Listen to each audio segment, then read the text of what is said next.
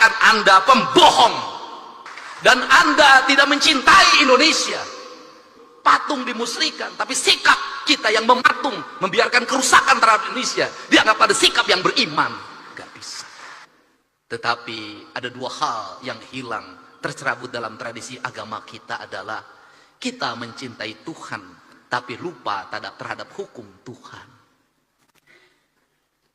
Hukum Tuhan yang benar, yang tidak perlu ditafsirkan, yang tidak melahirkan mazhab, yang tidak melahirkan kelompok, yang tidak melahirkan ormas adalah hukum alam. Hukum matahari tidak akan pernah berubah. Hukum tanah tidak akan pernah berubah. Hukumnya air tidak akan berubah. Hukumnya udara tidak akan pernah berubah. Tidak perlu pakai tafsir. Karena tidak perlu pakai tafsir, dalam pandangan saya, mencintai Allah berarti tunduk dan patuh pada apa yang ditentukan oleh Allah. Ketundukan dan kepatuhan kita pada apa yang ditentukan oleh Allah adalah ketundukan dan kepatuhan kita pada kausalitas, pada sebab akibat, pada hukum alam, hukum yang universal, yang di seluruh negara sama itu hukumnya. Sehingga seorang nasionalis, dia akan menangis ketika hutannya dibabat. Seorang nasionalis, dia akan menangis ketika hulu-hulu sungainya diuruk. Seorang nasionalis, dia akan menangis ketika mata airnya makin mengering. Dia akan menangis ketika mata airnya makin mengering. Kalau kita mengaku mencintai NKRI, mengaku menjadi nasionalis, membiarkan hutan dibabat, membiarkan sungai diuruk, membiarkan laut diuruk, dan membiarkan mata air mengering, saya katakan Anda pembohong. Dan Anda tidak mencintai Indonesia.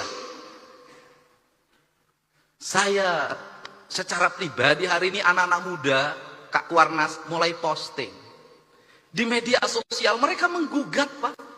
Apa yang mereka gugat? Belanda menjajah Indonesia 350 tahun.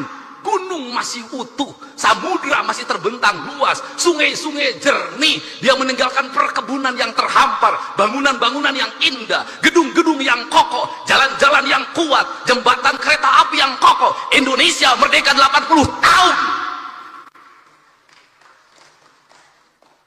Gunung gundul, sungai keruh, hutang menggunung, bangunan-bangunan hampir tidak ada yang berkualitas, jalan-jalan mudah rusak, jembatan mudah roboh. Pertanyaannya adalah, siapa yang penjajah itu?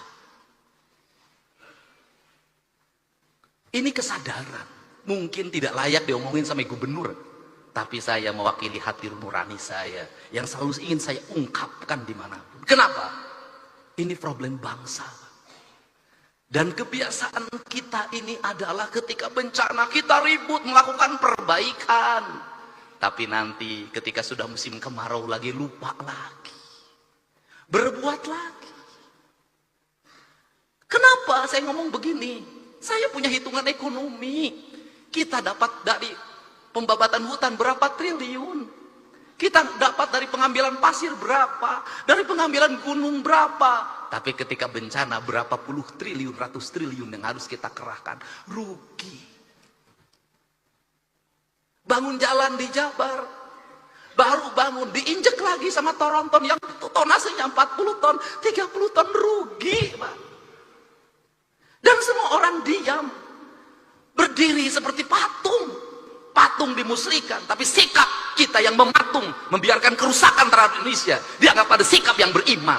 Gak bisa. Sehingga inilah yang ingin saya bangun. Gerakan pendidikan kita harus menggerakkan anak-anak kita kembali pada titik dasarnya. Dia adalah manusia Indonesia yang mencintai tanahnya. Problem anak-anak kita hari ini apa? Dia tidak mengenal tanahnya. Kenapa tidak mengenal tanah? Sejak lahir kakinya tidak pernah menginjak bumi. Pakai sendal, di sepatu, tidak pernah berlari di pematang sawah, tidak pernah berenang di sungai, tidak pernah dia berlari menuju gunung.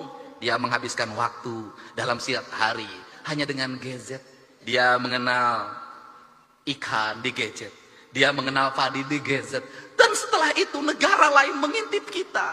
Dia kemudian mengunci kita, otak kita. Mengunci otak anak-anak kita. Standarnya sebegini. Orang Indonesia umurnya segini. Kenapa? Mereka sudah punya rumusan. Kenapa? Bahan baku tempenya dari saya. Saya sudah tahu itu kualitasnya. Dagingnya dari saya. Semuanya dari saya. Saya sudah tahu isinya apa. Kamu umurnya sekian. Nanti ada penyakitnya ini. Dan ketika penyakitnya ini ahlinya dari saya. Alat kesehatannya dari saya. Teknologinya dari saya. Kamu akan jadi bangsa dungu selamanya. Bagi teman-teman yang suka, kita sebarkan video KDM ini agar sampai kepada bupati, wali kota, dan gubernur seluruh Indonesia, agar perubahan kita mulai dari Provinsi Jawa Barat. Hatur nuhun.